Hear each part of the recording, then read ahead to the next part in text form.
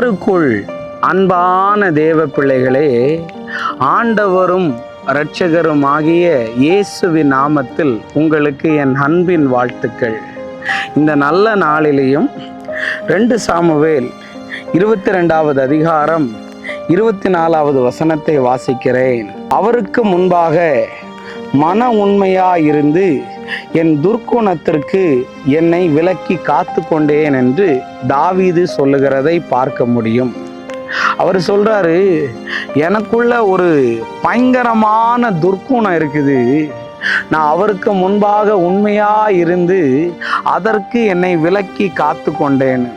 நிறைய பேர் டைலாக் ஓடுவான், எவ்வளோ பெரிய நல்லவனுக்குள்ளேயும் ஒரு கெட்டவன் இருப்பான்னு நிறைய பேர் சொல்லுவாங்க. தாவீதுக்குள்ளேயும் அவர் எவ்வளவு நல்லவராக இருந்தாலும் இந்த துர்க்குணம் பயங்கரமாக ஒரு நாள் வேலை செஞ்சது. அந்த துர்க்குணம் எப்படி வேலை செஞ்சது தெரியுமா?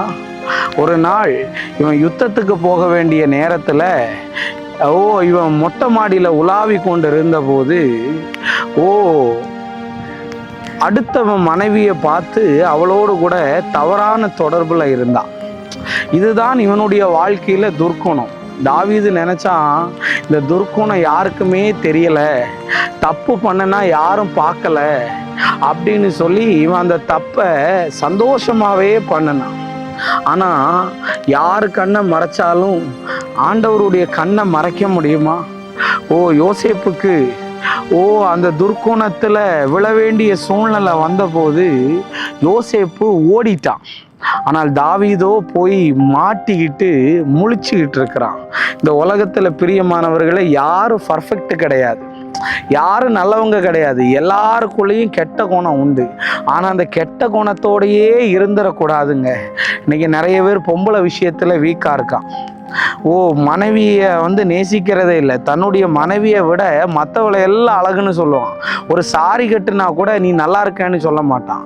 பார்த்தீங்கன்னா பக்கத்து வீட்டில் உள்ளவா, கூட படித்தவா, இப்படி இருந்தவங்க கூட எல்லாம் இன்னைக்கு தவறான தொடர்பு. அப்பா அம்மாவுக்கு தெரியாமல் சிகரெட்டை பிடிக்கிறது, அப்பா அம்மாவுக்கு தெரியாமல் ஒரு பையனை லவ் பண்ணுறது, இதெல்லாம் என்ன குணம்னு நினைக்கிறீங்க? துர்க்குணம். துர்க்குணம் உனக்குள்ள இருக்கிற பேட் கேரக்டர்.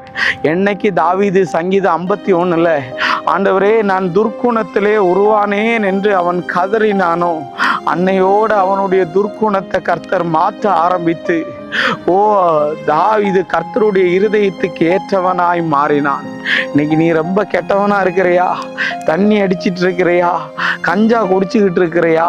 போதை பொருளுக்கு அடிமையா இருக்கிறியா? விபச்சார வேசித்தன பாவத்துல நீ கிடக்கிறியா? இப்பமும் ஒண்ணு கெட்டு போகல.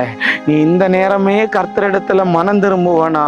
உன் துர்க்குணத்தை எல்லாம் மாற்றி அவர் உன்னை நல்லவனாக நல்லவளாக மாற பண்ண உண்மையுள்ள தேவனாயிருக்கிறார். இதே வசனம் சங்கீதம் 18:23 வாசித்து பாருங்கள். அவருக்கு முன்பாக நான் மன உண்மையா இருந்து என் துர்க்குணத்திற்கு என்னை விலக்கி காத்து கொண்டேன் என்று எழுதியிருக்கிறத பார்க்க முடியும். எனக்கு பிரியமான தங்கச்சி, பிரியமான தம்பி, சகோதரா சகோதரி, நீ ஏதாவது குடி பழக்கத்துக்குள்ள அடிமையா இருக்கலாம், ஏதாவது தவறான காரியங்களுக்கு தப்பான படத்தை பார்த்துக்கிட்டு இருக்கலாம், உன் கண்களில ஒரு விதமான இச்சைகள் இருக்கலாம், உனக்கு நைட்டெல்லாம் தூக்கம் வர விடாதபடி உன் ஃபோன் எதுலையாவது நீ அடிமையா மாட்டிக்கிட்டு இருக்கலாம். இன்னைக்கு அந்த துர்க்குணம் மாறும்.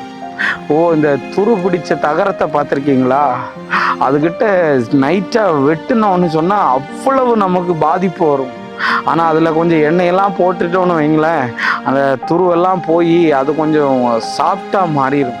தேவ பிள்ளைகளே, இன்னைக்கு நான் சொல்ல விரும்புகிறேன், உங்கள் துர்க்குணத்திலிருந்து நீங்கள் வெளியே வாங்க.